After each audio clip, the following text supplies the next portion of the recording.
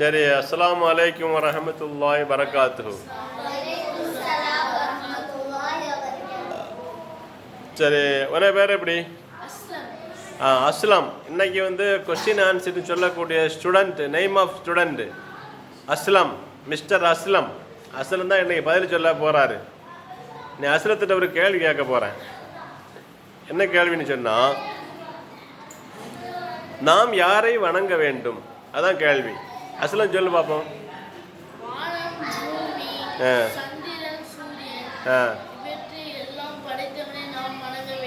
பாத்தியா? வானம், பூமி, சந்திரன், சூரியன் இவற்றையெல்லாம் யார் படைச்சா அவனைத்தான் நம்ம என்ன செய்யணும்? வணங்கணும். இறைவனை தவிர வேறு யாருக்கும் படைக்க முடியாது. வானத்தை படைக்க முடியுமா யாருக்காவது? உலகத்தில் உள்ள எல்லா விஞ்ஞானிகளும் ஒன்று சேர்ந்தா வானத்தை படைக்க வைக்குமா? முடியாது. வானத்தையும் பூமி, சந்திரன், சூரியன் போன்ற பல கோளங்கள் இதையெல்லாம் யார் படைத்தாரோ அவரைத்தான் நாம் வணங்க வேண்டும். அடுத்த பாயிண்ட் சொல்லு.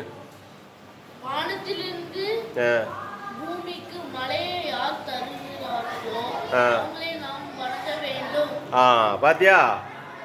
வானத்திலிருந்து மழையை இந்த பூமிக்கு யார் இறக்கிறாரோ, இந்த இந்தியாவில் உள்ள எல்லா மாநிலத்திலையும் சிலப்போ மழை பெய்யும், சிலப்போ உலகம் ஃபுல்லாக என்ன செய்யும்? மழை பெய்யும்.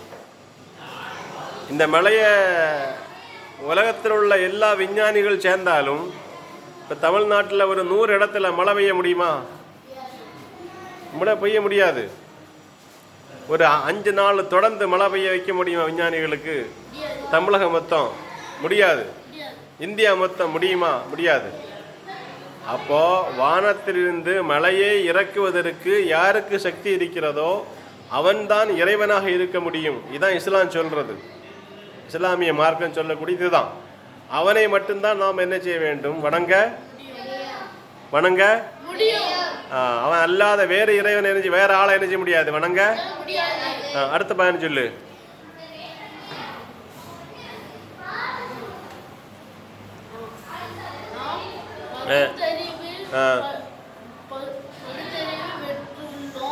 நாம் பகுத்தறிவு கொடுக்க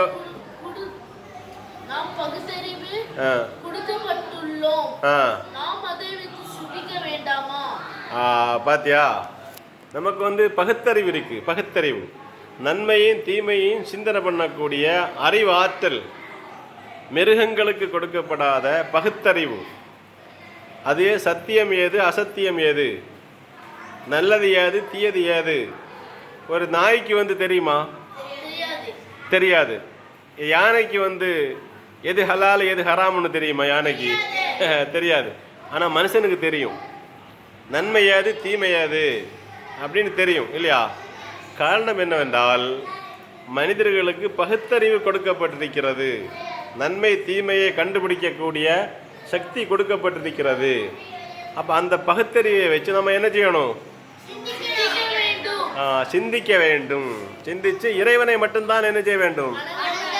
அடுத்து சொல்லு.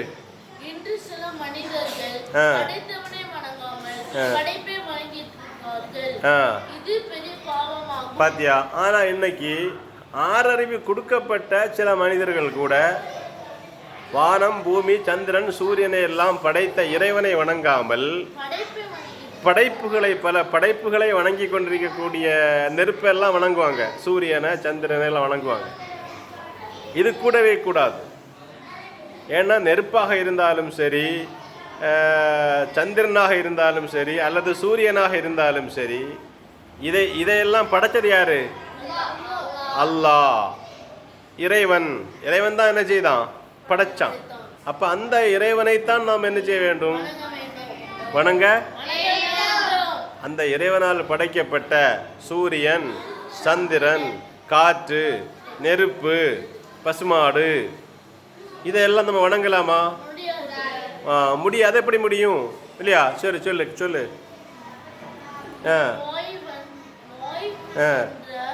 நோய் வரக்கூடிய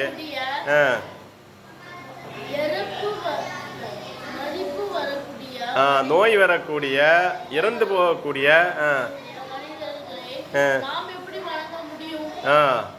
பாத்தியா? ஒரு மனுஷனுக்கு நோய் வருது, அவன் இறந்து போகிறான். இறந்து போகக்கூடிய